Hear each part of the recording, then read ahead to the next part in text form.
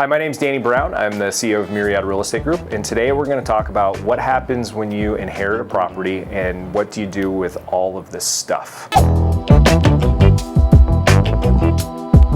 So first off, my condolences. Now you're stuck with having to navigate and deal with all of their personal belongings, not just their home. So what do you do in that regard? So I think the first thing that you need to do is take a step back, take a breath, and grieve a little bit because you have lost somebody close to you. The next thing you need to do is kind of assess the situation and start thinking about, what paperwork is super important because those bills are going to continue to come. So those need to be paid. So monitoring the mail, going through the personal belongings and pulling any paperwork aside. When it comes to the paperwork, I say that it's better to err on the side of caution and keep it and then not need it than throw it away and then not be able to find it when you realize that you might need it. So the paperwork thing is going to be probably the most important. Check out my video on what to do when navigating an estate sale to do with the property in terms of securing it and all of those things, because that's super important as well. Then you need to figure out, are you going to navigate and do all of this yourself, or are you thinking of bringing in a professional to help assist you? I work with a professional that this is what she does as a job. So she helps people who have lost a loved one or even seniors in downsizing on what to do with all of this stuff, right? So she helps them sort through everything. What items are the family going to keep? What items do we think would be good for a potential estate sale or garage sale? What items are we going to try to donate to charity if an estate sale is not something that you're interested in doing? And then ultimately, what items end up just getting hauled off because they're not really of value? So bringing in that professional, I think, is really crucial because that individual can help you through the grieving process, for one. They can help you recognize potential things of value, right? Like, I'm not an artist. I don't know anything about art. And so if I inherited a home and there was a bunch of art hanging on the walls, it wouldn't necessarily mean anything to me. So bringing in a specialist, they can help you identify to see if there's anything of real value. Then they can help you identify what items that your family potentially wants to keep that has that sentimental value. They put those things off to the side. Then they bring in those resources for managing an estate sale. Now, most people think just because they have a ton of stuff, an estate sale is going to be a great option and that everything's going to sell, and that's just not the case. Big pieces of furniture tend to be the least interesting to people when going to estate sales. So your large entertainment centers, big pieces of furniture, those things don't actually sell that well in estate sales. It's the trinkets, it's the silverware, it's the jewelry, it's the smaller stuff that actually tends to sell the best in an estate sale. So at the end of an estate sale, there's always going to be items that don't sell. And then there's always going to be items that aren't just good for an estate sale in general. So then it comes down to identifying where you want those items to be donated. And so when you're working with a professional, they may already be aware of really, really good charities and where to take specific things, or even charities that will come pick up the items for you. A great example is I had a client that had a large book collection, and all of these books had larger than normal font because the individual was older and couldn't see as well. So they wanted all of those books to be donated to senior centers. And so the individual that they hired helped them reach out to different senior centers and started dropping those books off to those different locations so that those senior centers could benefit from that library of books. So having that professional, they can help save you a ton of time by helping source the right charities. So the biggest pushback that we see is people think about, like, how am I going to pay for all of this? Well, the person that helps you navigate it on the front end, she will come in, the one that we work with, she will come in and she will give you an estimate on what she thinks it's going to take. And she's paid hourly for her time based on how many people she needs to bring in. So it's free to have that conversation. It's free to find out if it's within the budget overall to bring that individual in. Bear in mind that if you don't don't hire somebody to help you, that you're the one that's going to have to run all of this, and ultimately, what is your time worth? Do you live in the area of where all the stuff is, or are you having to make special trips out? Do you have a job? And so this is going to take time away from your job where you could be making money. And so this individual really cuts down on the stress and the time overall.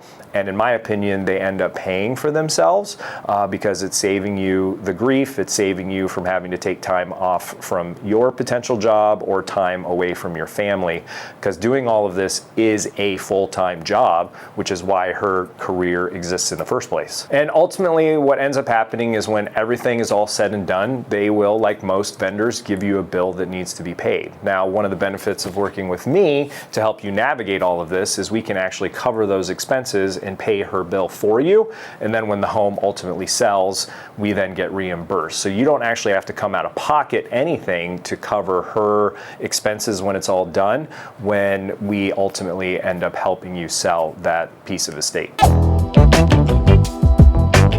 Now, if you're navigating this process on your own and you don't want to hire a specialist, that's totally fine. But just remember, the first thing that you're going to have to do is start navigating all of the personal belongings and what items do you think the family's going to keep or want, so you're setting that aside. You may have to coordinate with your family members to come in.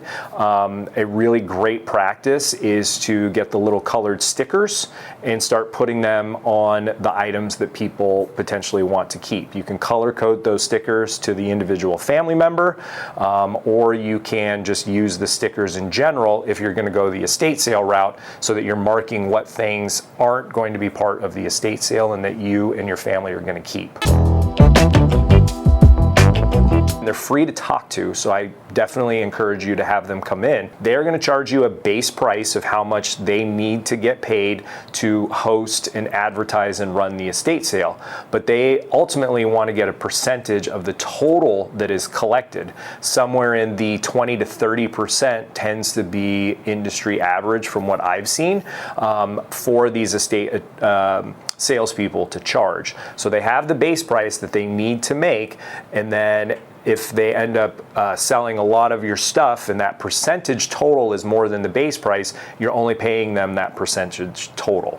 The nice thing about a lot of these estate sale companies is that once they're done, if there's still a bunch of stuff left over, they also can help you get rid of that.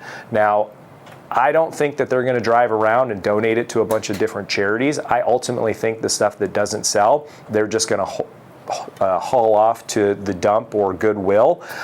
They're not, they don't get paid to drive around and source to different charities. So if that's important to you, then that's something that you would need to do and step in and say, any of the items that don't sell, I myself am going to take these to different charities to source to see if I can donate the items rather than have them go to the dump.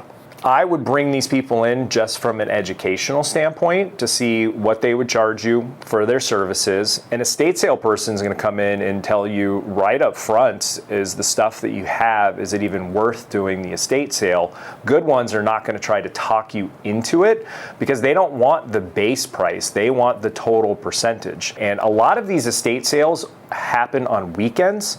And so they get booked out. There's only so many weekends in a month. And so the ones that they host, they want to make sure that they are valuable. And so they'll tell you on the front end, I don't think your home is a good suit for an estate sale. So the pros of working with a specialist on these things are they are going to help you be level-headed. The individuals that we work with are very empathetic, and they actually help people navigate the grieving process in general because they're faced with this stuff all the time. And so they help people navigate that and figure out what's truly important, what's not important. And I've had countless clients tell me how wonderful and amazing the individuals that we brought forward were and how it helped them through the process in general. The downside is they all need to get paid, and so that is a challenge, of course. But I would ask the question, what is your individual time worth? Do you live here? Do you have a job? And if you don't have the time to dedicate to it, bringing in a professional is definitely worth it. And again, exploring it on the front end, they are free to talk to and just at least guide you through it. They're not going to try to sell you on using their services if it doesn't make sense.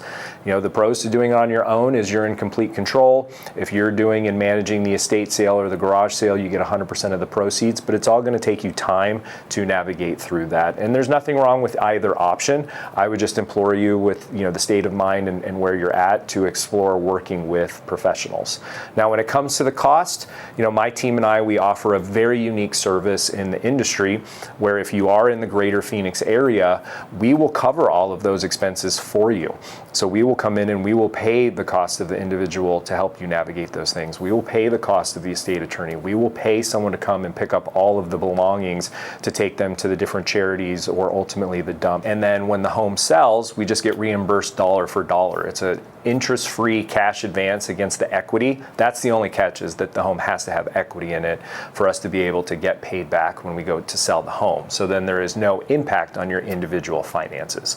So that's something that's unique to us. I would say that if you're in a different state, maybe reach out to a real estate professional in that state to see if they offer a service or can offer that service to you. And then finally, I'll end here. If you have inherited a home that is more of a hoarding situation or that there's nothing of value, there are instances where I have helped clients where they have sold the home to an investor who buys the home as is with all the stuff in it. They will worry about getting rid of all of the things, cleaning it up, and you don't have to lift a finger. So that is an option that exists out there. I would say do not shop with the individual investors that you see on the billboards around town. You will get advertisements in the mail as well. Those guys are all out to make a quick buck. Where we bring value is I know all those guys. I shop you to all of them, and then I work them against each other to get you better terms. So going at it alone can cost you time, and it can ultimately cost you money. Bringing in the right professionals, from the realtor all the way down to the estate sale people and the trash out people, definitely going to make the process a little bit easier and just better overall. If you are going through this process and you have any general questions or need any advice, definitely feel free to give us a call, leave a comment down below. And again, I'm sorry that you're going through this, but there are people out there that can help you navigate it.